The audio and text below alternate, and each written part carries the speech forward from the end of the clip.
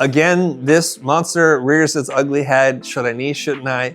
Aren't there more examples of super hyper successful people who aren't locked into a niche that are doing really well? And why are you, Chris, telling us we need to niche down? Let's take, for example, Post Malone. He's had a really interesting career arc, and who knows where he's gonna go next. He first started out with rock, which I didn't even know about, and then he went into hip hop, and now he's doing country and he's dominating every category. This man, this creative human being, has such versatility and a breadth of work and styles that we kind of admire it, and we see it for like this ability to blend so many different things. The mistake that you would make is you're not Post Malone. You're not The Weeknd. You're not 21 Pilots. You can't be jumping genres and mixing things up. And if you are, you won't be watching this channel because you're already rich and famous. You have all the options in the world. That was just a joke, by the way. The mistake that most people make is they copy someone's ending versus their beginning. Just let that sink in. There's a long period of time when Post Malone or The Weeknd are doing their thing before anyone even hears about them. They could be in a basement working on some music, playing or DJing for a wedding or a birthday party. We don't know.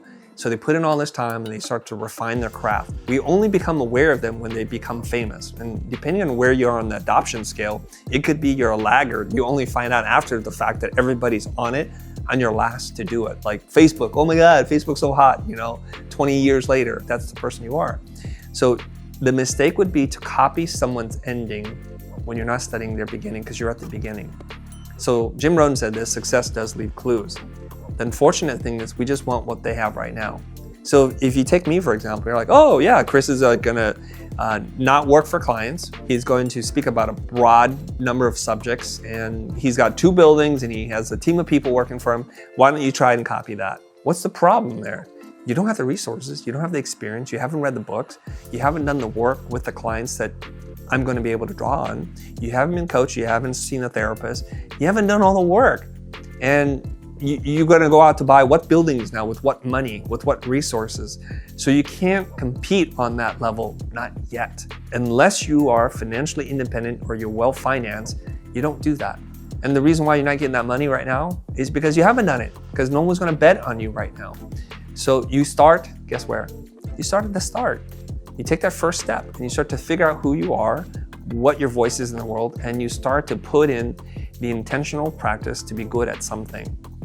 And eventually you get so good at it, it becomes so second nature to you that it seems boring and you need a new challenge. That's when you start to incorporate different genres, different styles, different expressions of your creativity. Maybe you're working in TV, now you're working in film. Maybe you're working in Broadway and now you're working on pop albums. We don't know. And you can do that once you achieve some level of mastery and you compound the skill sets versus being very, very thin in terms of your depth of knowledge. There's an expression. You don't want to go a mile wide and an inch deep. You want to go an inch wide and a mile deep.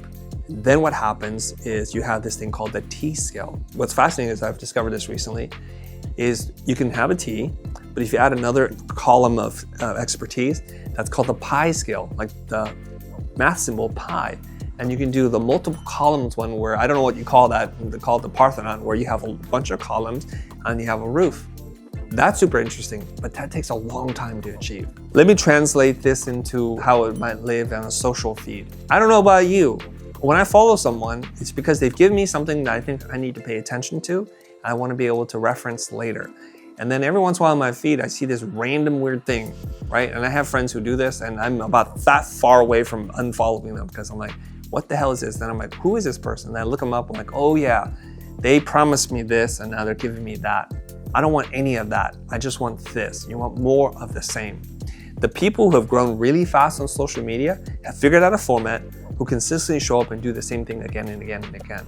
This seems illogical to me, to find success at something and then not to do it anymore. It doesn't make any sense. And very few people get away with I'm gonna post and talk about lots of different things because of who they are, how they built up their fan base, and how they consistently continue to grow. And you have to run this risk, and if you're willing to take the risk, go for it, which is you'll gain new followers, but you'll lose a lot of followers too. And if that doesn't matter to you, do whatever the heck you want, and God bless you, be happy, and that's all social media can be for you, and that's totally fine. But I'm telling you right now, if I followed you for tips on cooking and you start showing me gardening, I may not like that. If you show me things on gardening and you start to do fashion, I'm like, I want to follow people who are very good at something because they're going to show me the very best.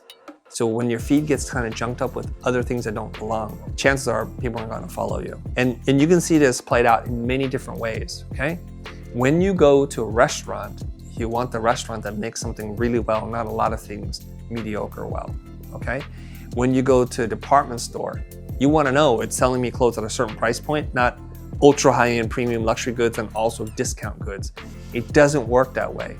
And if you go to the store to buy a magazine, most magazines, if you still read magazines, focus on one very specific topic and they go as deep as possible because they want to be the de facto standard in their space, not just one of many.